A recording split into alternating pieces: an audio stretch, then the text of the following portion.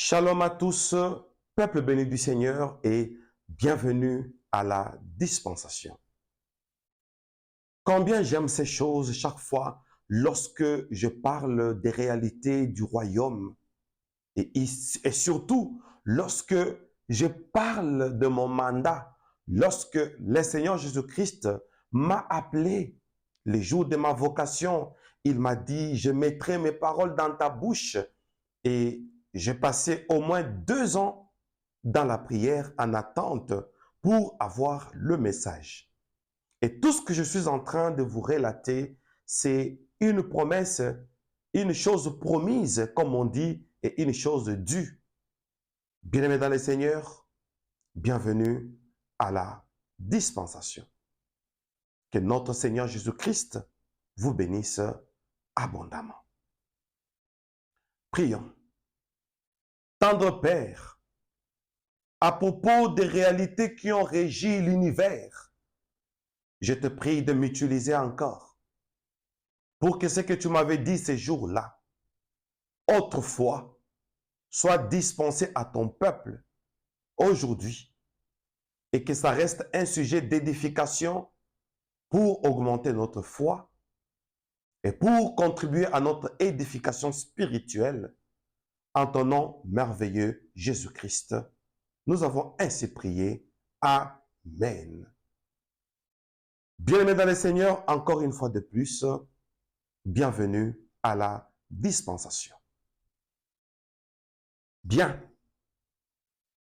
Nous allons utiliser notre tableau, mais je suis en train de prendre des dispositions pour que plus tard, nous puissions utiliser un écran afin que d'autres détails qui demandent l'écran vous soient donnés.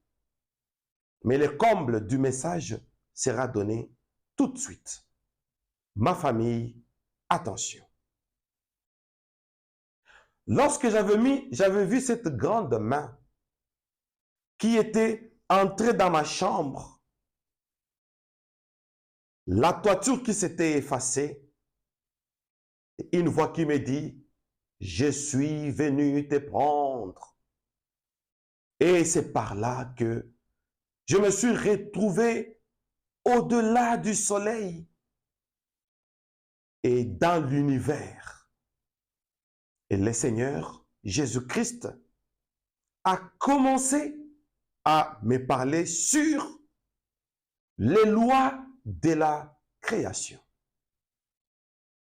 Une expérience inoubliable.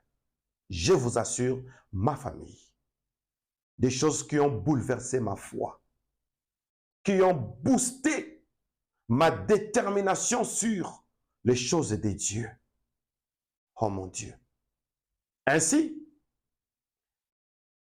je fais un comprimé de tout sur les tableaux pour ne pas perdre le temps d'écrire. Comme ça, je prendrai tout mon temps d'expliquer. Alléluia. Je bénis tous ceux qui me suivent de partout, des 4 coins de la terre. Et je salue tous les amoureux de la parole de Dieu. Je salue cette nouvelle génération que nous sommes en train de former sur l'école des prophètes. Alléluia. Bien-aimés dans le Seigneur, les lois de la création. Attention. À partir de la 4e loi, le Seigneur m'a dit des mots et je fournirai un effort pour les imiter, comme le proclamait le Seigneur. Il avait un vocabulaire qui n'était pas courant, je vous assure. Alors, la 4e loi consistait à, bon, ça consiste même maintenant, consiste à charger la nature. Lorsque la nature est chargée, automatiquement, elle n'appartient plus au vide. Par contre, pendant que tout est vide, mais il y a un principe invisible, mais caractérisant les vides. Alors, lorsque le Seigneur a dit ça, c'est quoi charger la nature? Parce que la nature apparemment est vide. Mais dans le vide là, c'est comme la Bible nous dit dans Colossiens que Jésus-Christ est l'image du Dieu invisible. Mais on parle d'un Dieu invisible. Mais comment quelqu'un d'invisible peut-il avoir une image visible? C'est la 4e loi de la création. Charger la nature. Tout commence par cette réalité où Dieu est face à la nature. La nature qui est vide, oui, mais pour Dieu, c'est un terrain d'action. Il me dit, lorsque j'étais face à la nature, devant le vide, j'ai imposé une loi. Et la loi de l'imposition, c'est la volonté. Là, dans la volonté, il y a eu un pouvoir de la détermination qui est entré en action parce que devant moi, il y avait une nature, l'univers infiniment vide. Devant ce vide, j'ai utilisé la méthode de l'imposition qui s'incarnait dans ma volonté. Le fait de vouloir un pouvoir de détermination s'est déclenché. Je fais une parenthèse. Permettez-moi de faire des petits commentaires en passant. Vouloir, c'est pouvoir. Dans la volonté, il y a un pouvoir qui accompagne notre détermination. Je ferme la parenthèse. C'est la 4e loi de la création. Ma volonté automatiquement a déclenché le principe de la foi. La foi, c'est le domaine de l'imagination. C'est à quoi je m'imaginais à former la foi. Et la foi, c'est l'attente vis-à-vis de ce à quoi on s'imagine. Devant la nature, voilà ce que j'ai exploité comme méthode. Je me suis imposé par ma volonté.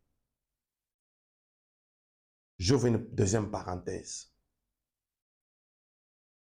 Lorsque Dieu a besoin de quelque chose, dans l'invisible et dans le silence, Dieu s'impose en manifestant une volonté.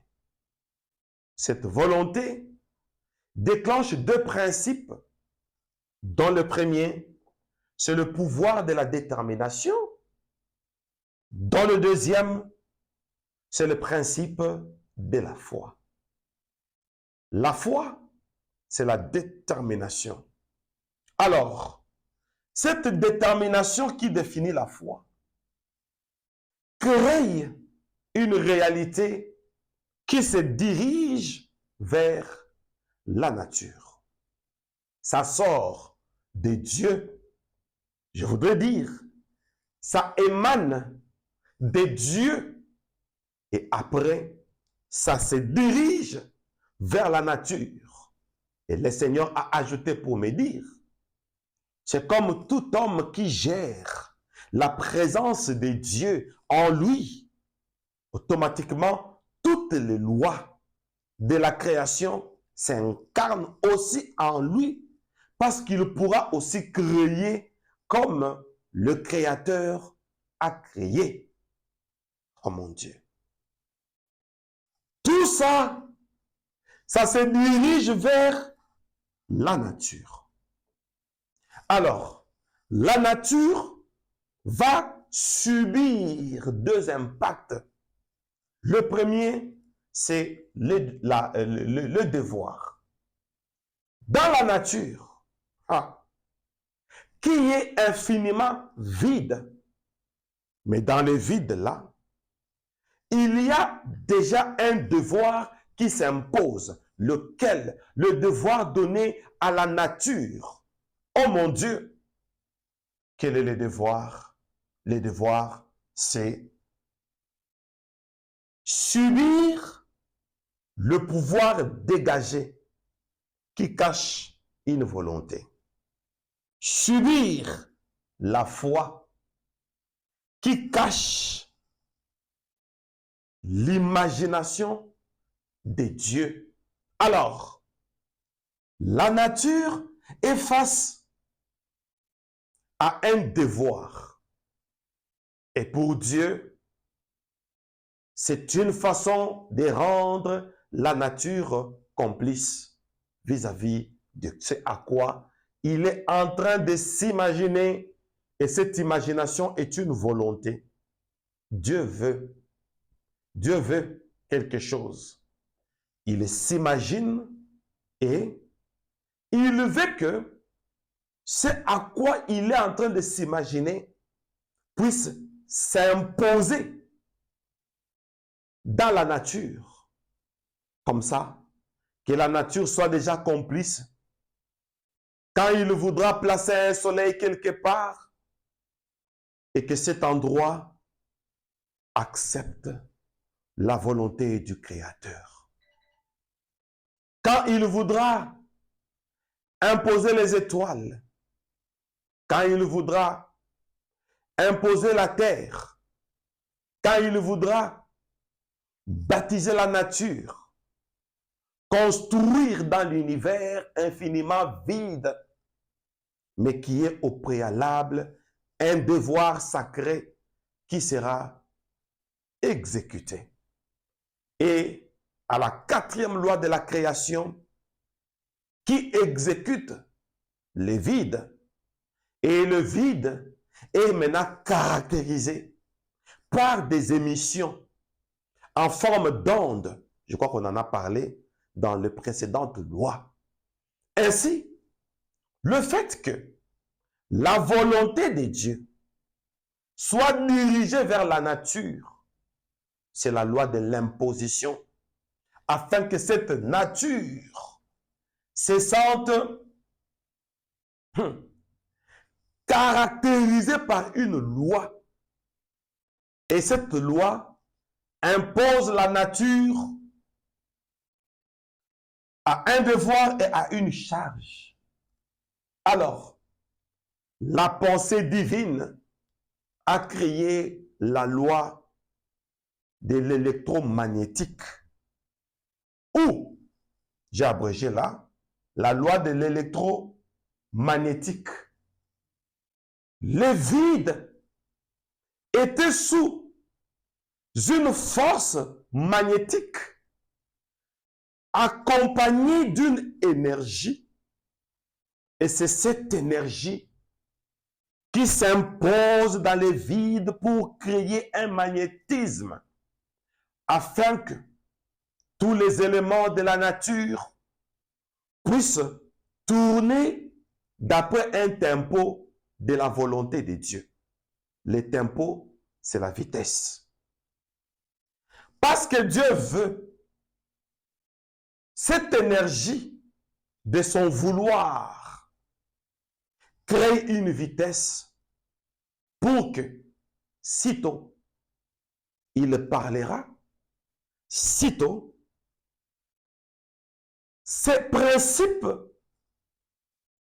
électromagnétiques puissent magnétiser par cette énergie ce qui a été proclamé. J'adore Jésus. Alors, en cela, parce que c'est une volonté, automatiquement, la nature prend un devoir de tout magnétiser. C'est-à-dire tout ce qui viendra dans ce vide, que ça puisse s'incorporer dans un système invisible qui a au préalable existé au nom d'un pouvoir de l'imposition qui est la volonté. La loi de l'imposition crée un pouvoir et crée un principe parce que c'est une détermination, parce que c'est une foi. Ah, bien-aimés dans le Seigneur, au nom de tout ça, la nature se voit dans un devoir. Et là, dans la nature, rappelez-vous de la troisième loi. Déjà, il y a les anges qui sont des créatures qui proviennent des énergies. Oh mon Dieu, ils sont là, dans le vide. Mais le premier serviteur ont existé, les anges, pour faire exécuter. Et je rappelle, par la loi électromagnétique. Et là, les anges se sont retrouvés dans leur fief. Mais c'est encore invisible. Mais c'est devant le vide. Comment les anges peuvent-ils se retrouver dans un fief? Parce que ce sont des créatures qui proviennent des énergies. Et dans ces énergies, ils sont en train d'y vivre déjà. Et pendant que l'Éternel était en train de s'imaginer, pendant qu'il était en train d'exercer une volonté, eux se retrouvaient dans un devoir, lequel de faire subsister, je saute un peu, c'est-à-dire de l'invisible au visible. C'est ça leur devoir. Et maintenant, moi, je voudrais dire à quelqu'un ce que Dieu m'avait dit à propos de la foi. La foi, apparemment, elle est absurde. Parce qu'il n'y a pas de preuve. Apparemment, ainsi dit l'Éternel, ça donne la tendance d'abstrait. Mais la foi n'est pas abstraite. Tant que, lorsque la volonté déclenche un pouvoir, la foi cesse d'être abstraite. Parce que le pouvoir de la volonté pousse un bon nombre de serviteurs, en myriade, qui s'occupent de cette volonté, de sorte que ce qui est invisible devienne visible. Comment? L'histoire prophétique de la création continue parce que l'Éternel m'y avait amené. Et pendant qu'il parlait, je sentais la fierté d'avoir un tel Dieu. Donc chez Dieu, même lorsque quelque chose est invisible, et là dans l'invisible, il y a des créatures. Voilà pourquoi on parle de la nature. Le fait de pouvoir déjà créer la nature existe déjà. Alors pour Dieu, l'univers commence lorsque les énergies de sa volonté se sont éparpillées. Quoique c'est dans le vide, lui ne voit pas le vide, mais il voit les systèmes contenus dans ce vide. Et là, j'adore Jésus-Christ. Les anges sont là, dans cette nature, parce qu'ils sont créés. Lui seul reste incréé. Alors pour lui, la nature existe déjà. À la quatrième loi déjà, charger la nature. Et la nature a été chargée au préalable par les anges, qui sont là pour exécuter.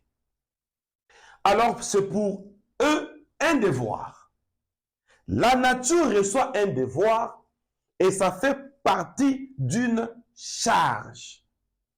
Alors, parce que c'est un problème de charge, c'est-à-dire le fait de supporter ce que veut Dieu. Et là, je voudrais vous dire certaines choses pour lesquelles nous allons développer les réalités spirituelles dans des grandes conférences lorsqu'on parle de la vocation, lorsqu'on parle de la charge. La charge, c'est quoi? La vocation, c'est quoi? L'appel, c'est quoi? Le premier à être appelé, ce sont les anges. C'est-à-dire, ces anges se retrouvent devant un devoir. C'est-à-dire, ils pressentent ce que Dieu pense. C'est ça le vrai mandat. Le vrai mandat, c'est, comme la Bible dit, ce sont des choses que l'œil n'a point vues, que l'oreille n'a point entendues. Les choses qui ne sont pas montées au cœur de l'homme. Dieu nous les a révélées par l'Esprit, car l'Esprit sont de tout, même les pensées de Dieu. Alors, le fait d'entrer dans la pensée de Dieu, alors que Dieu est esprit, comment entrer dans une pensée d'un être spirituel? Et là, c'est le transfert d'énergie. Parce que lorsque j'ai vu Jésus-Christ, lorsqu'il était descendu sur la terre, le 5 février 2007, attention, il a dit, je ne parle pas avec les anges, je ne ris pas avec les anges, mais avec vous je parle, avec vous je ris. Maintenant, on voulait se poser cette question, pourquoi une telle citation? Alors, il a compris. Il a dit, les anges ont été créés. Et j'ouvre une troisième parenthèse. Là, c'est lorsque je vous parlerai de 4 esprits de Dieu, de 24 vieillards, de myriades et de myriades des anges. Eux sont là que pour détecter, pour comprendre la volonté de Dieu. Ainsi, la nature s'est retrouvée devant une réalité. C'est quoi? La volonté divine.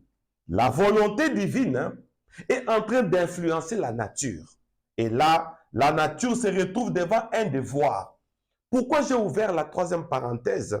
Pour parler des serviteurs de Dieu, servantes de Dieu, mandatés. Un bon mandat, c'est de découvrir par révélation la volonté de Dieu. Et la meilleure de toutes révélations, c'est lorsque nous devinons, deviner c'est trop bas, lorsque nous sommes connectés à comprendre la volonté de Dieu. La volonté de Dieu, c'est la révélation par excellence. Entrer dans la pensée de Dieu. Alors, la nature s'est retrouvée devant un devoir et c'était déjà une charge. Maintenant, quel devoir? Quelle charge? Donc, l'énergie qui était en train de circuler, c'est suffisant pour les anges de comprendre la volonté de Dieu juste par cette énergie. Je voudrais poser la deuxième question aux serviteurs de Dieu et aux servantes de Dieu. Lorsque nous sommes énergétisés par la puissance de Dieu que nous appelons à notre niveau onction, attention, cette onction, ces énergies ont existé pendant qu'il n'y avait rien. Mais les anges ont compris que si nous avons reçu les énergies, qu'ils ne sont pas autre chose que l'onction, c'est pour exécuter la pensée de celui qui nous les a transférés, c'est-à-dire les énergies. Maintenant, que font les serviteurs de Dieu et les servantes de Dieu aujourd'hui avec l'onction qu'ils reçoivent? Est-ce qu'en recevant cette onction, les hommes de Dieu, les servantes de Dieu et tous les instruments que Dieu utilise, est-ce que nous sommes sensibles à comprendre que cette onction que nous avons reçue, c'est pour rendre un service afin que ce qui était invisible devienne visible? Le rôle de l'onction qui sont les énergies.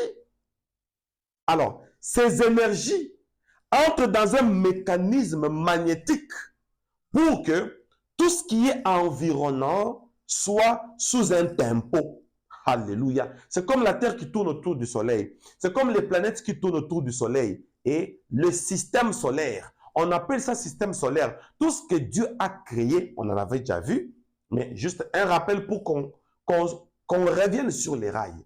Tout ce que Dieu a créé, attention, est sous un système, c'est-à-dire ça tourne tout autour du Soleil et le fait de tourner, c'est-à-dire tout l'univers tourne autour du Soleil.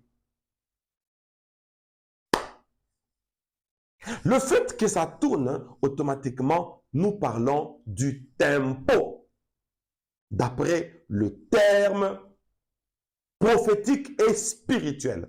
Alors, l'onction, c'est un message, c'est-à-dire, on nous a donné un devoir. Quel est le devoir? Nous, qui faisons partie de la nature, c'est-à-dire la gamme des serviteurs. Vous savez, il est écrit, pour qu'on comprenne, Dieu fait de ses anges des vents. Quel est le rôle du vent? C'est pour créer un tempo, pour souffler et pour imposer à ce que tout tourne autour de la volonté du Créateur. Alors, ici, par sa volonté, l'Éternel devient le dispensateur. Il dispense les énergies et il dispense sa volonté qui accompagne ces énergies. Et lorsqu'on reçoit les énergies, automatiquement, c'est une charge qu'on nous a donnée. Et lorsque on reçoit cette charge, mais on fait de ces énergies autre chose, on entre dans l'égocentrisme, on fait l'excès de pouvoir et on sort de la volonté de Dieu et on devient ennemi de Dieu. Attention, ce que je vous dis, c'est ce que j'ai vécu, c'est ce que j'ai entendu et faisons très attention. De faire autre chose avec la grâce. De mal utiliser le pouvoir. Très bien.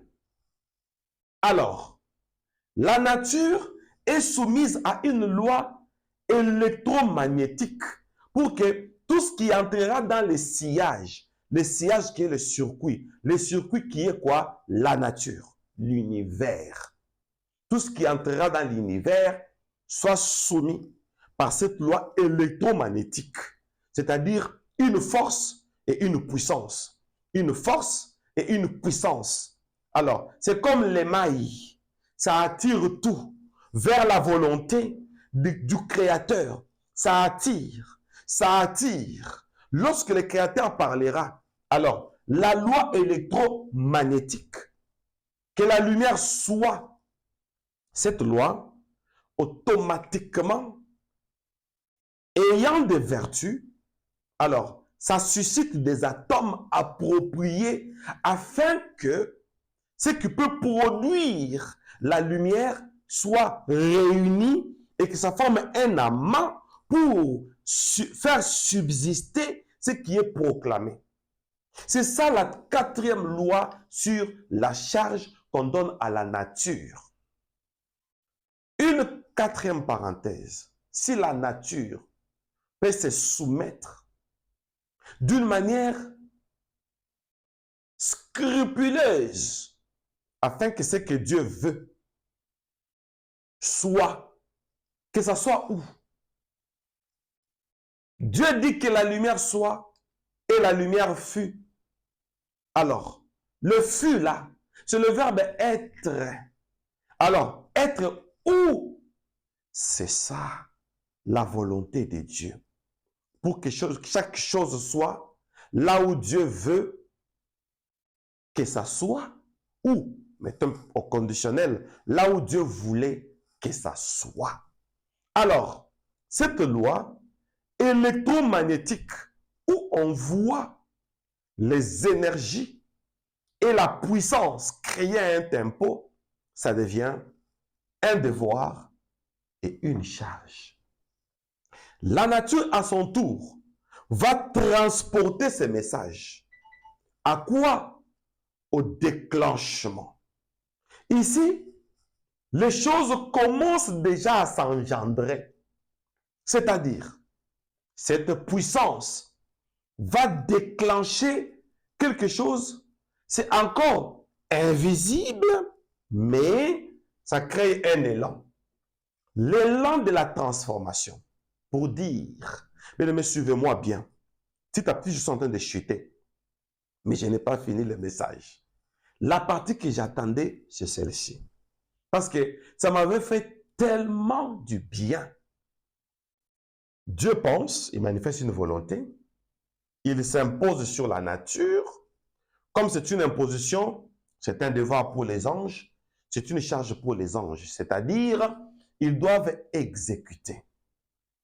Ils doivent jouer leur rôle.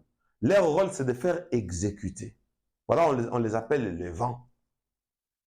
Alors, l'exécution se fait comment? Parce que Dieu s'est imposé. Quoique c'est dans sa pensée, et les anges entrent en service. Le déclenchement de la puissance.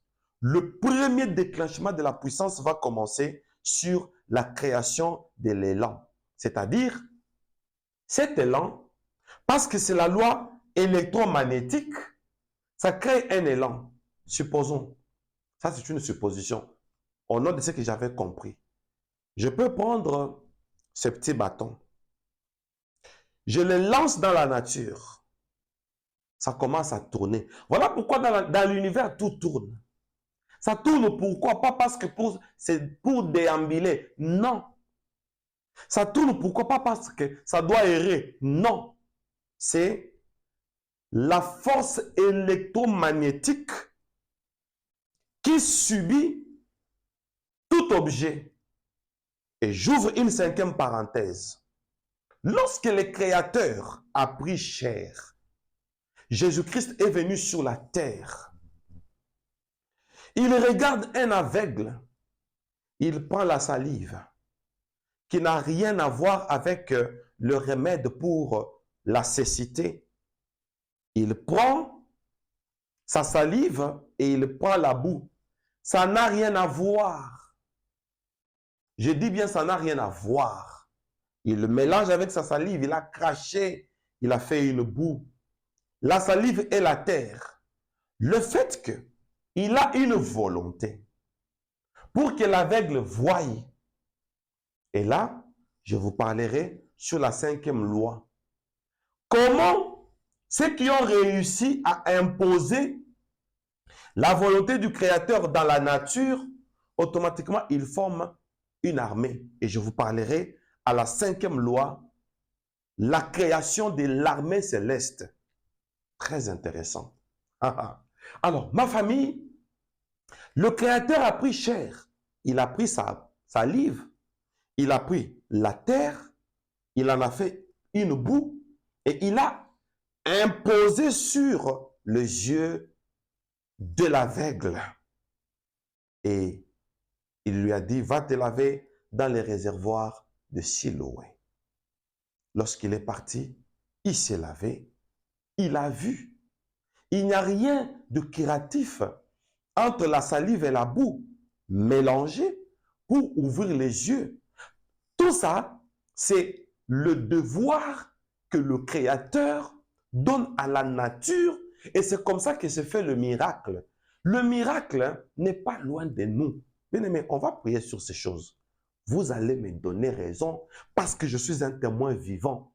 Le miracle, c'est lorsque on utilise la nature comme un instrument, mais il y a une puissance et une vertu. C'est-à-dire une énergie et une force qui entrent en action. Alors, parce que le Créateur veut utiliser la boue, parce que le Créateur veut utiliser la salive, automatiquement, la loi électromagnétique va saisir cette salive et ça va saisir cette boue. Maintenant, ça devine ce que veut le Créateur, la volonté. C'est ça la détermination, c'est ça la foi. Donc Dieu peut se servir de rien pour avoir tout. Dieu fait partir du néant pour avoir la création. Pourquoi? Parce que sa volonté s'exprime par un travail que font les anges.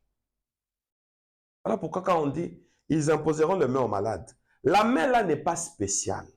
Mais le fait d'imposer, si je suis réellement en Dieu, voilà ce que je dégage. Je dégage une force et une énergie. Et maintenant, partant de ma main, il n'y a rien de curatif à ma main. Mais ma main devient un instrument qui est saisi par une force et par une puissance. Et ça se transmet. Ça vient de Dieu, ça entre par moi parce que je fais partie de la nature transformée. Et on y arrivera là-bas. Et élan de la transformation. Je fais partie de la nature transformée. Automatiquement, je suis en train de jouer mon rôle. Mon rôle, c'est de transmettre. Donc, le pouvoir qu'on a, quand on le transmet, c'est pour que le bénéficiaire de ce transfert puisse prendre l'image de ce qui était dans la pensée divine. Et là, je vous parlerai sur le miracle mal exprimé à cause de l'ignorance et de l'égocentrisme des serviteurs et des servantes de Dieu. Je suis en train de chuter. Alors, la nature va créer un tempo. Je crois que vous n'avez pas oublié. C'est-à-dire, il y a une loi qui est en train de régir maintenant l'univers. Cette loi fait à ce que tout ce qui entre, même la parole déclarée, cette parole-là, c'est une sémence. Ça se retrouve maintenant dans l'univers. Et cet univers est régi par, les agents. Quel agent? Les anges. Ils sont là. Ils ont les devoirs, ils ont la charge. C'est comme ça qu'on peut être un bon serviteur de Dieu, en amont comme en aval. Je suis en train d'expliquer ça en tant que prophète, et c'est en forme d'une analogie.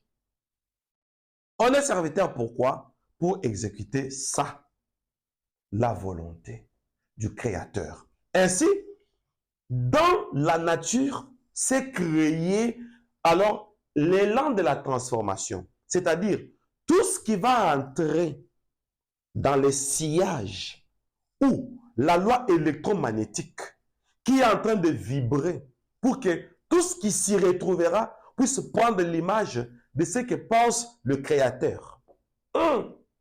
Automatiquement, ce qui était à l'invisible devient visible automatiquement. Je n'ai pas prévu la craie. Dommage. Alors, ce qui était invisible devient visible automatiquement. Alors, parce que c'est le déclenchement de la puissance. La puissance est en train de faire tout sillonner, tout vibrer, tout tourner sous un tempo. Alors, parce que c'est un élan, ça ne te lâchera pas.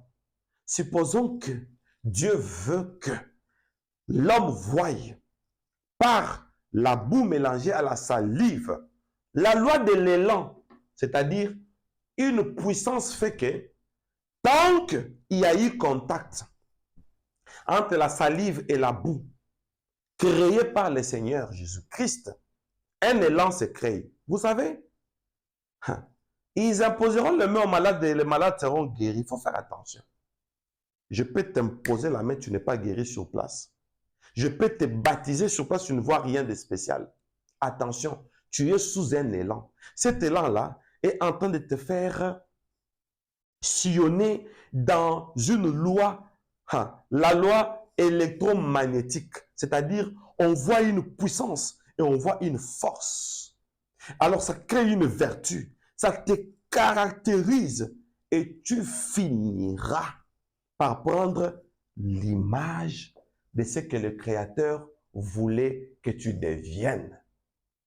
Ça peut être spontané, ça peut être en pleine évolution. D'ailleurs, il y en a là-bas, je vais vous expliquer. On est déjà à la fin. Alors, ça te caractérise.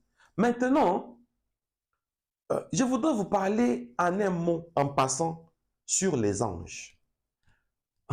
D'autres personnes diabolisent les anges tellement que il y a eu des pratiques de la cabale juive où on a mal exploité les anges, voilà, et tu vas voir ton ange gardien, tout ça, il faut que tu entres en contact avec lui. Non, c'est pas important.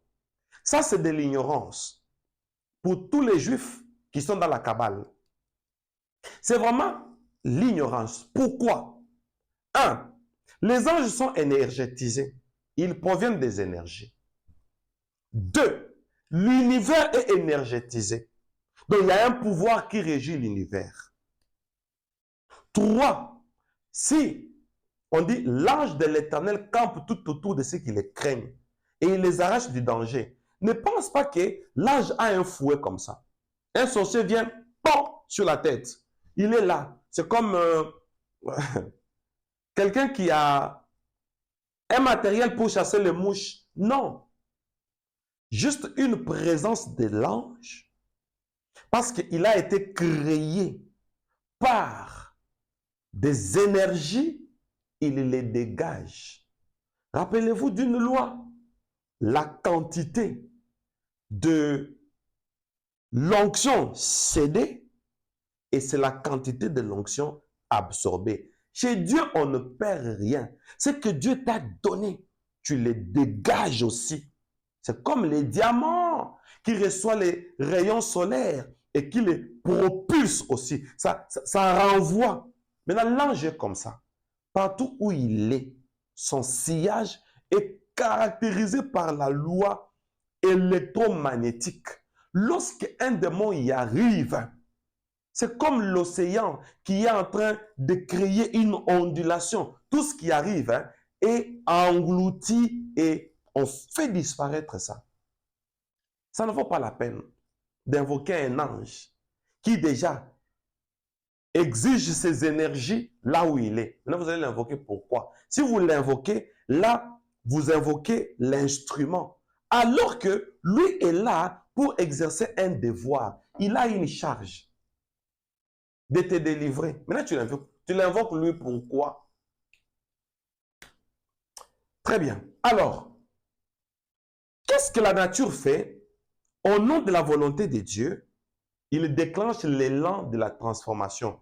Tu es sous un élan. Voilà pourquoi la Bible dit Christ en nous, l'espérance de la gloire. C'est l'élan de la transformation. Ça continue. Même si tu ne vois rien, mais ça travaille. Ainsi, il y aura trois conséquences. L'élan de la transformation crée quoi? De l'invisible au visible. Ce qui ne se voyait pas commence à se faire voir. Acquisition de son identité. L'acquisition de son identité, c'est quoi? Il avait fallu qu'il y ait une craie pour que je mette un schéma boss. Ne vous en faites pas. La volonté de Dieu est là. La vraie identité, c'est lorsque on acquiert, ok, selon la pensée de Dieu, cette image-là. On acquiert une image selon la volonté de Dieu. Alors, ici, le déclenchement de la puissance. Vous allez voir la puissance de Dieu. Maintenant, on veut que cette puissance sorte du principe. Ça, c'est l'apostasie. La démonstration. Voilà, vous avez envie de vomir. Vous avez envie de crier. Voilà les faux serviteurs. C'est qu'ils nous font. Or, la première des choses, c'est que lorsque on transmet ce qui nous a été transmis, la nature bénéficie de ça afin que ce qui était dans la paille, le grain qui était dans la paille puisse sortir. C'est ça l'identité. Acquisition de l'identité, c'est-à-dire ta vraie identité, c'est ce que Dieu veut que tu deviennes. C'est tout. Le reste, c'est les déclenchements automatiques, sans pasteur, sans prophète, sans évangéliste, sans docteur, de l'identité. L'identité, c'est comme l'ADN. Il ne faut pas qu'il y ait l'intervention d'un serviteur pour te donner l'image de ton père. Non, on acquiert. J'espère qu'on se comprend. Alors, l'identité, c'est nous serviteurs, nous faisons tout pour que vous deveniez ce que Dieu a fait de vous dans sa pensée. Et troisièmement, l'élan de la transformation, c'est la valeur manifestée. La valeur manifestée, c'est quoi? Ainsi dit le Seigneur. Donc, quand tu n'étais pas encore né, quand je n'étais pas encore né, quand on était dans la pensée de Dieu, la Bible dit, vous avez du prix à mes yeux.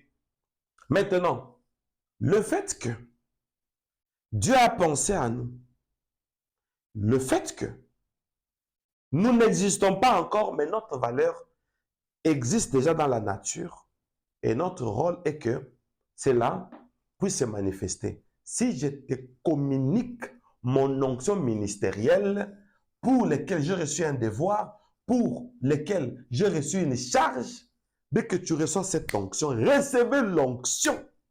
Là, la valeur qui était en toi commence à te caractériser. C'est ainsi que vous allez voir, dans les vides, un soleil apparaît. Mais avant qu'il n'apparaisse, les atomes du soleil existaient déjà. Voilà pourquoi dans les vides, il y avait déjà les atomes qui étaient là, mais on n'attendait qu'une parole, qui est les animaux aquatiques. Et là, dans l'eau, il y avait déjà les atomes qui n'attendaient qu'une parole. Mais les atomes viennent de là. La loi électromagnétique, ça vibrait déjà. Ça attendait une parole. Je dis à quelqu'un, lorsque je parle, dis-toi, en toi, il y a déjà une terre qui était préparée, mais qui s'attendait à une parole pour que cette sémence proclamée dans la parole entre maintenant en action. C'est ça, la valeur manifestée. On va encore comprendre ça lorsque nous allons convertir ça en prière. Que Dieu vous bénisse. Je suis votre humble serviteur, le prophète Moïse Louchekou Malou, l'un des dispensateurs du temps de la fin. Mon rôle est de vous transmettre la révélation parce que c'est ça le rôle d'un prophète. Ceux qui peuvent saisir, saisissez. Et le jour où on se verra, par la grâce de Dieu, vous allez dire, à cause de cet enseignement-là, regarde, ma valeur s'est exprimée. À cause de cet enseignement-là, je suis entré dans la loi de la création et je suis devenu une créature façonnée. Alléluia. Et on a compris aujourd'hui c'est quoi l'onction. Quand on reçoit une charge, quand on reçoit un mandat, quel est notre devoir? C'est d'exprimer la volonté de notre Dieu. Et celui qui vivra dans la volonté de Dieu a déjà un gage. C'est quoi? La puissance. Exprimer. Ça crée en nous un élan. Qu'on te combatte de quelle façon? Tu es régi sous un système où l'élan là, malgré les combats, malgré les réalités de la vie, la transformation qui est l'innovation, c'est ton domaine. Parce qu'avant même que tu existes, les atomes de ton existence ont existé par la vertu de la pensée exprimée. C'était une détermination et c'est la loi de l'imposition. Ça s'impose. Alors je t'impose à la bénédiction, je t'impose au succès, je t'impose à la vie éternelle. C'est une imposition. Et ceux qui viendront pour te combattre vont se rendre compte qu'il y a un système déjà créé. Quel est le système? Que tout tourne selon les tempos de la volonté de Dieu. Tel que je suis là, je suis une volonté exprimée. On ne peut pas me faire du mal. On ne peut pas me tuer. On ne peut pas m'empoisonner. On ne peut pas, on ne peut pas. Même si on critique, en moi, il y a un système. Il y a un élan qui m'amène vers une transformation pour que je puisse avoir l'identité, c'est-à-dire que je sois conforme à ce que mon Créateur pensait à moi, pensait de moi. C'est ça maintenant le rôle des serviteurs de Dieu. Donc, ça ne sert à rien de s'inquiéter si on est critiqué. Ça ne sert à rien de s'inquiéter si on est combattu. Je suis sous un élan. Personne ne peut arrêter cet élan. Rappelez-vous, je vous ai dit, quand quelqu'un prend les dés, les jets de 6, il les jette. Ça tourne. Ça, c'est la forme de l'inertie. Nous ne vivons pas d'après la forme de l'inertie. C'est comme un ventilateur qui se débranche de la source et ça continue à tourner, mais ça réduit la vitesse jusqu'à ce que ça va s'arrêter. Mais nous sommes régis par une loi électromagnétique. Cette loi n'a pas quelqu'un qui l'a imposée, mais c'est la loi de la pensée exprimée, la pensée divine. Tant que Dieu est éternel, alléluia. Moi, je suis dans une évolution éternelle. C'est un élan. On va bien comprendre ça quand on va encore prier. Le doute partira et le découragement partira. Que cet enseignement, cette révélation atteigne ses objectifs pour celui-là qui a un cancer, pour celui-là qui a le VIH. Vous avez compris que maintenant que ce n'est plus moi qui guéris, mais c'est par moi que l'impact de la guérison passe parce que j'ai été mandaté. C'est une charge. Attention, c'est un devoir pour moi. Voilà pourquoi quand nous guérissons, nous ne demandons pas l'argent parce que nous sommes en train d'accomplir notre devoir. Que Dieu vous bénisse. Retrouvons-nous à la 5e loi et plus tard, retrouvons-nous à une retraite en ligne comme maintenant là. Nous allons prier pour que ces choses nous fassent. Au nom de Jésus-Christ, soyez bénis. Merci pour votre attention. Likez, partagez. Comme vous êtes édifiés, que l'autre soit aussi édifié. Pour l'instant, je vous dis bye bye.